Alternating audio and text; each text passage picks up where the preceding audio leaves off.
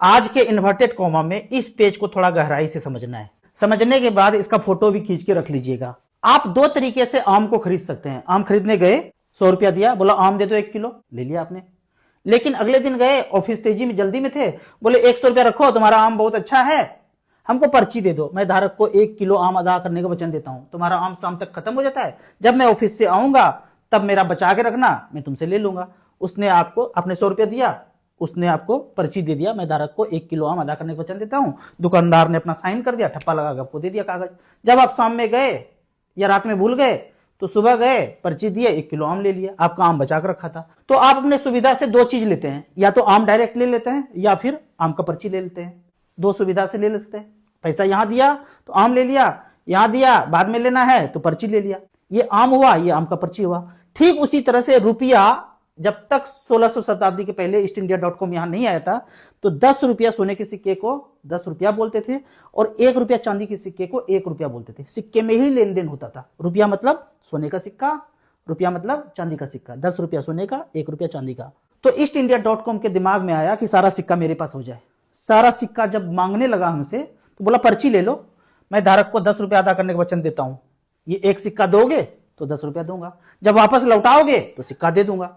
1-1 रुपया का सिक्का दोगे तो 1-1 रुपया का नोट दूंगा। 10-10 रुपया का दोगे तो 10 रुपया का दूंगा। 10-10 रुपया का सिक्का दोगे तो 10-10 रुपया का नोट दूंगा। 100 रुपया का नोट दिया, इसका मतलब 10 सिक्का मैं अपने पास रखा।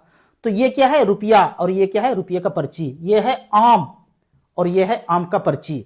ये है रुपया और ये है रुपये का पर्ची। इसको बोलते हैं ना 10 रुपये का नोट, 10 रुपये का वचन, 10 रुपये का प्रॉमिस, 10 रुपये का लीगल टेंडर। डंकापुती को सुनिए, जब नोटबंदी हुआ था तो बोला ये रुपये का लीगल टेंडर आज से रद्द होता है। लीगल टेंडर, लीगल वचन, लीगल प्रॉमिस, रुपया ये है।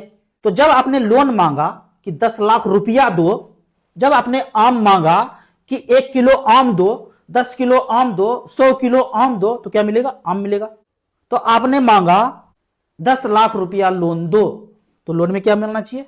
रुपया बोला आपने, कागज पे लिख के दिया रुपया। रुपया मतलब ये, आपने ये नहीं बोला रुपये का प्रॉमिस नोट, रुपये का लीगल टेंडर, ये नहीं मांगा। चलो एक गलती माफ किया। अब आपको लोन के रिपेमेंट में बोला जाता है 1 लाख रुपये का EMI 20 तारीख को जमा करें। 1 लाख रुपये का EMI जमा करें।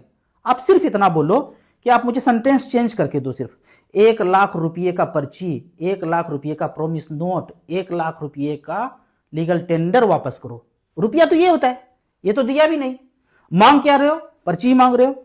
तो 1 लाख रुपये का लीगल टेंडर वापस करो। EMI में मैसेज जो आ रहा है ना, उस मैसेज को मॉडिफाई कर दो सिर्फ, और कुछ नहीं बोल रहा हूं, सिर्फ इतना सा चेंज कर दो, हम पैसा देने के लिए तैयार हैं। सारा का सारा हाथ खड़ा कर देगा? देगा ही नहीं। क्यों? जब सब जगह लिख के आने लगेगा कि रुपये का पर्ची लौटाओ, रुपये का प्रॉमिस नोट लौटाओ, रुपये का लीगल टेंडर लौटाओ, तो खोपड़ी का ब्लूटूथ ऑन होगा ना। फिर रुपया क्या है? रुपया ये है।